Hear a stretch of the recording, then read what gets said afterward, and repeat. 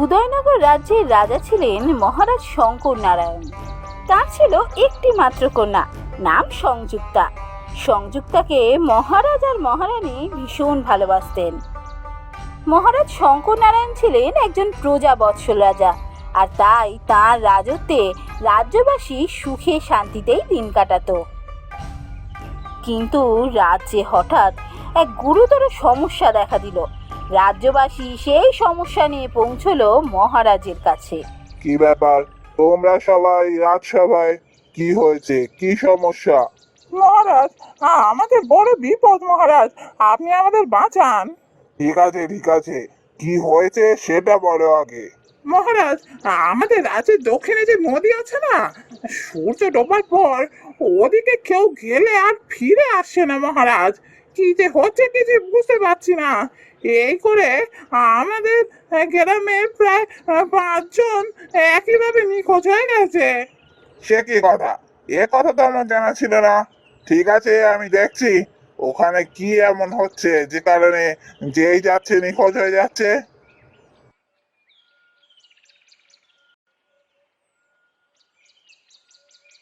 মন্ত্রী মশাই, আগে মহারাজ, হুকুম করুন। আপনি নিজে গিয়ে ব্যাপারটা খতিয়ে দেখবেন, আর যদি না এই সমস্যার সমাধান হচ্ছে রাজ্যবাসী যেন ওদিকে না যায় সেদিকে আপনি লক্ষ্য রাখবেন। যোগ্য মহারাজ, আমি দেখছি।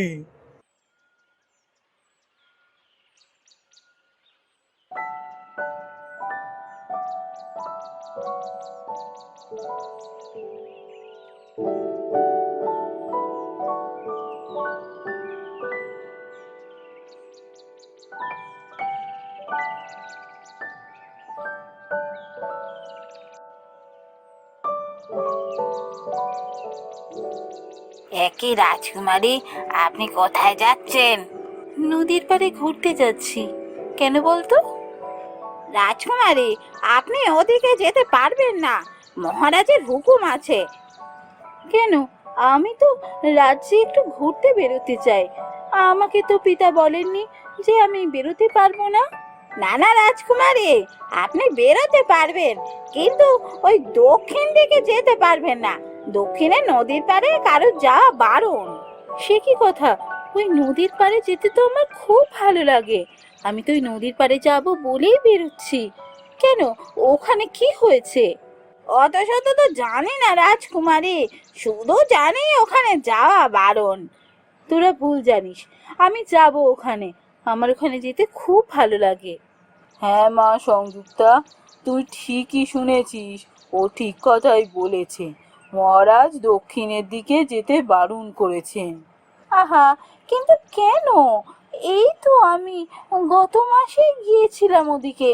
কই, পিতা তো আমায় কিছু বলেননি। তখন বারণ করেনি কারণ তখন কোনো সমস্যা ছিল না। এখন ওখানে গুরুতর সমস্যা দেখা দিয়েছে। ওদিক দিয়ে যে যাচ্ছে সে আর ফিরে আসছে না। কি হচ্ছে তা ভালোভাবে না জানা পর্যন্ত ওদিকে আমি কারো যাওয়া বারণ করে দিয়েছি। তুমিও যাবে না ওদিকে।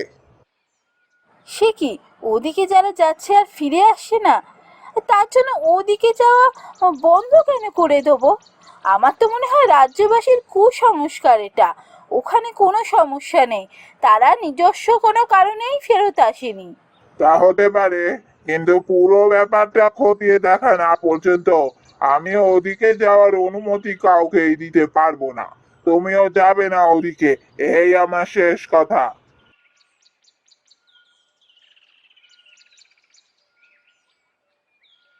যা, আমাকে যেতে দিল না। কতদিন ওদিকে যাইনি, আজ ভাবলাম ওই নদীর পাড়ে গিয়ে একটু বসবো। কি সুন্দর শান্ত পরিবেশ, শীতল হাওয়া, কত পাখির কলরব।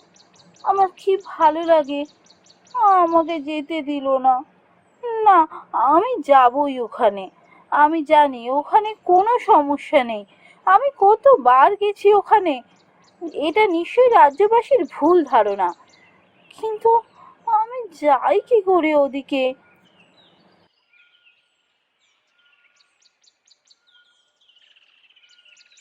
কি ব্যাপার রাজকুমারী, তুমি এমন মুখটা বেজার করে আছো কেন? এই তো সই, আমি তো তোর কথাই ভাবছিলাম। দেখ না, এদিকে একটা বড় সমস্যা হয়েছে। তা তো বুঝতেই পারছি, না হলে অমন সুন্দর মুখটাকে এমন বেজার হয়ে থাকে। তা কি সমস্যা? দেখ না, আমি আজকে একটু বেরোবো ভেবেছিলাম, ওই নদীর পাড়ে গিয়ে একটু সময় কাটাতাম, কিন্তু পিতা আমায় যেতে দিলেন না। কেন, কি হয়েছে? মহারাজারা তোমায় যেতে দিলেন না কেন? পিতা বললেন রাজ্যবাসী নাকি নালিশ করেছে ওদিকে যারা যাচ্ছে আর ফিরে আসছে না। তাই পিতা বলেছেন সমস্ত ব্যাপারটা খতিয়ে না দেখা পর্যন্ত ওদিকে কেউ যেন না যায়। ও হ্যাঁ হ্যাঁ, মায়ের কাছে শুনেছিলাম বটে। তা মহারাজ যখন বারণ করেছেন তখন আর গিয়ে কি লাভ বলো, যদি সত্যিই কোনো বিপদ হয়। চুপ কর, তুইও দেখছি ওদেরই দলে। আমি তোর অপেক্ষায় বসে আছি, ভাবলাম তুই আসার পর তোর সাথে সলা পরামর্শ করে এখান থেকে বেরিয়ে ঠিক নদীর পাড়ে যাব। কিন্তু রাজকুমারী, যদি কোনো সমস্যা হয় তখন মহারাজ কিন্তু খুব রেগে যাবেন। আমাদের ওদিকে যাওয়াটা ঠিক হবে না। ওসব নিয়ে তোকে ভাবতে হবে না, ওসব আমি দেখে নেব। তুই এখন ভাবতো কি করে বেরোনো যায়। আমি একবার এই রাজবাড়ি থেকে বেরোতে পারলে ওখানে যাব। তুই একটা উপায় বার কর। আচ্ছা ঠিক আছে, তাহলে তুমি চলো, আমি না হয় বলবো আমি তোমাকে নিয়ে আমার বাড়িতে যাচ্ছি। কিন্তু সাবধান রাজকুমারী, কোনো যেন সমস্যা না হয়, মহারাজ কিন্তু খুব রেগে যাবেন। ঠিক আছে ঠিক আছে, তোকে এসব নিয়ে ভাবতে হবে না। চল তো, আমরা তাড়াতাড়ি ফিরে আসবো, তাহলেই আর কেউ কিচ্ছু বলতে পারবে না। দাঁড়াও রাজকুমারী, কোথায় যাচ্ছ? আমি কচুয়ানকে বলে আসি। না না, আমি পায়ে হেঁটে যাব। আমি ছদ্মবেশে পায়ে হেঁটে ঘুরতে বেরোবো, কাউকে কিচ্ছু বলার দরকার নেই।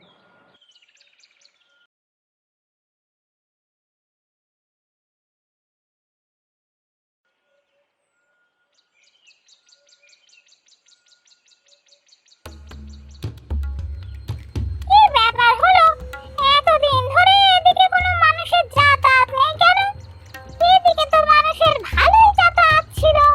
আমি দেখতাম সবাইকে, আর দেখতে সুন্দর দেখলেই নিজের কাছে আটকে রাখতাম। কিন্তু এখন তো কেউ এদিক দিয়ে যাচ্ছে না।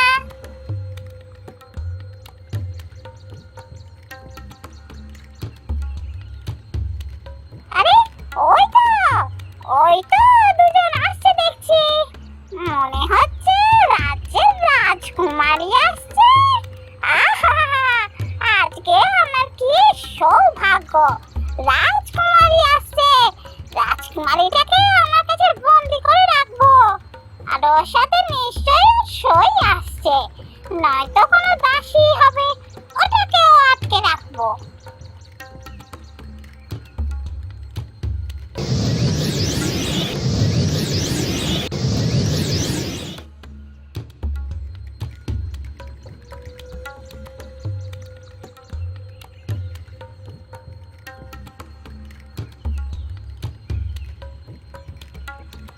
রাজকুমারী ফিরে না আসাতে মহারাজ আর মহারানী পড়লেন ভারী চিন্তায়।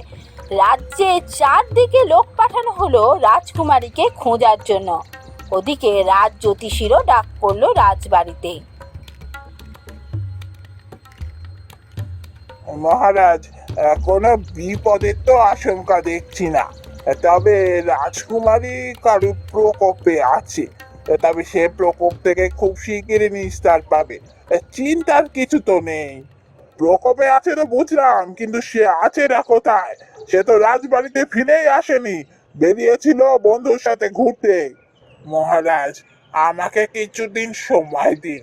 আমায় গণনা করে দেখতে হবে রাজকুমারী কোথায় আছে।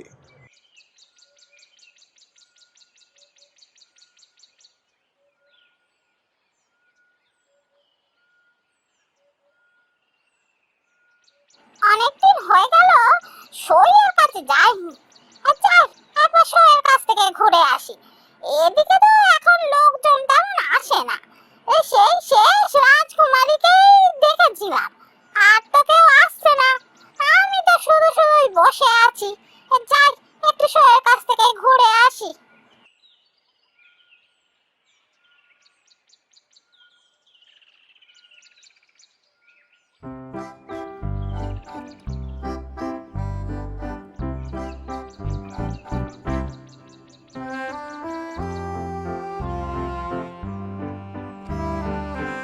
বাবা, আজকে কি চড়া রোদ উঠেছে, কখন থেকে হাঁটছি আর যেন পাচ্ছি না, খুব কষ্ট হচ্ছে।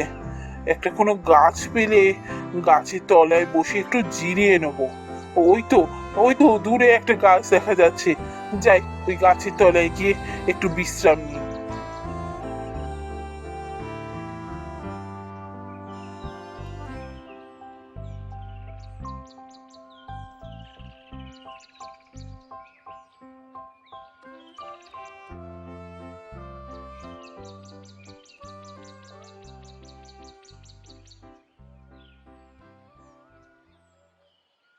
গাছের তলায় যে বসে আছো, সে যেই হও, আমাদেরকে এখান থেকে মুক্তি দাও।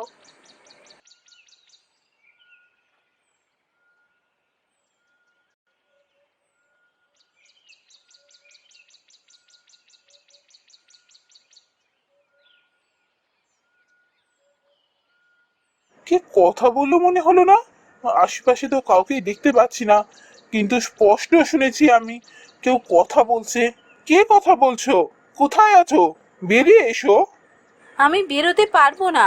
তুমি যে গাছের তলায় বসে আছো, সেই গাছে বন্দি হয়ে আছি আমি।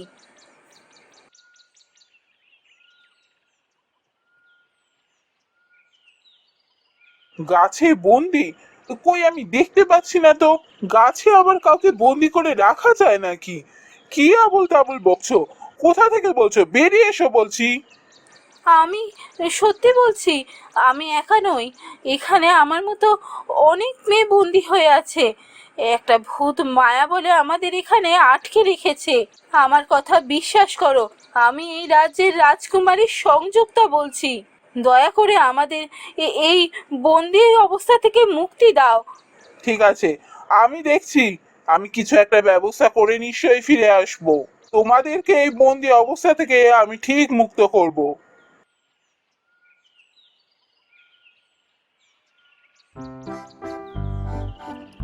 সেই পথিক এক তান্ত্রিককে নিয়ে কিছুক্ষণের মধ্যেই সেই গাছের তলায় ফিরে এলো। তান্ত্রিক মন্ত্রপুত জল ওই গাছে ছিটিয়ে দিতেই সমস্ত বন্দি মেয়েরা বন্দি অবস্থা থেকে মুক্ত হলো। পথিক, তোমার জন্য আমরা এই বন্দি অবস্থা থেকে মুক্ত হয়েছি। তোমাকে অসংখ্য ধন্যবাদ। তুমি কে? তোমার নাম কি? কোথা থেকে আসছো? রাজকুমারী সংযুক্তা, আমি তোমায় চিনি। আমি কোনো সাধারণ পথিক নই। আমি চন্দনগড় রাজ্যের রাজকুমার ইন্দ্রজিৎ।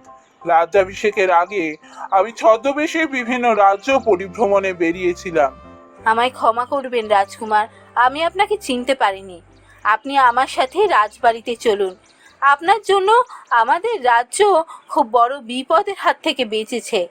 আমি চাই পিতাকে সমস্ত কথা বলতে। আপনি আমার সাথে রাজবাড়িতে চলুন।